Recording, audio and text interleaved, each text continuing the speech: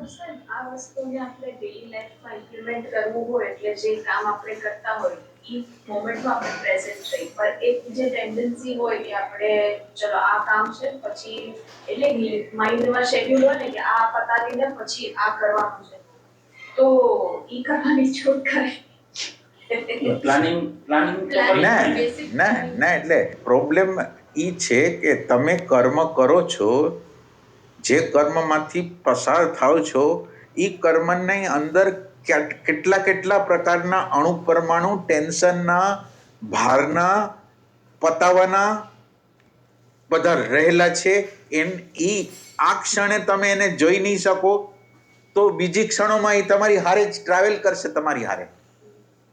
એટલે અત્યારે જે અણુ પરમાણુ એટલે એક આ બાજુ કર્મ છે અને એક આ બાજુ કર્મનો કર્તા છે, બે જણા છે. કર્મનો કર્તા એટલે આપણે અહીંયા કર્મનો કર્તા ઓલી રીતે નથી કહેતા. કર્મનો કર્તા એટલે જે હોવાપણું છે ને એને કર્મનો કર્તા કહી છે. એટલે એક બાજુ કર્મ છે ને એક કર્મનો હોવાપણું છે.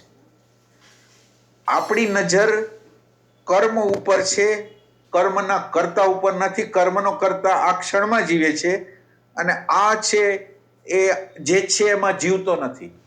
તમારું આખું ધ્યાન છે એ કર્મ ઉપર છે, કર્મને પતાવવા ઉપર છે. કર્મને પતાવવા દ્વારા તમે શું કરો છો? જે તમારું હોવું છે ને તમે ટોર્ચર કરો છો, ભારથી કરો છો, ટેન્શનથી કરો છો, તો તમે તમારા અંતર્યામીને દુઃખ આપી રહ્યા છો. અત્યારે ટેન્શન આપી રહ્યા છો, દુઃખ આપી રહ્યા છો, ત્રાસ આપી રહ્યા છો, ભારથી કરી રહ્યા છો. એ અણુ પરમાણુને છૂટા પાડવાના છે. આ ક્ષણની અંદર રહીને આ અણુ પરમાણુને ઓબ્ઝર્વેશન દ્વારા છૂટા પાડતું જવાનું છે. ન્યાસથી સમય રહીતા આવશે. એટલે તો ખબર તો પડી જોઈએ કે હું કર્મ કરું છું એના કેટલા ભાર છે ને ક્યાં ક્યાં ગતિ કરે છે મન, એ તો ખબર પડી જાય. એટલે આ ક્ષણ જ્યારે ઇમ્પોર્ટન્ટ થઈ જાય ને, આ ક્ષણ ઇમ્પોર્ટન્ટ થઈ જાય એટલે આ ક્ષણ ઇમ્પોર્ટન્ટ થઈ જાય એટલે તમારું હોવાપણું ઇમ્પોર્ટન્ટ થઈ જાય. હવે તમારું હોવાપણું છે એની અંદર શું શું ચોટેલું છે? આ તમારો જીવાત્મા આખો દિવસ દુઃખી પૂરું કરવું, બાળપણથી વૃદ્ધાવસ્થા લગીને છેલ્લે લગીને પૂરું કરવું, બસ એટલું જ. રિલેક્સ ક્યારેય નહીં. આ સેકન્ડમાં ક્યારેય રિલેક્સ નહીં. એમ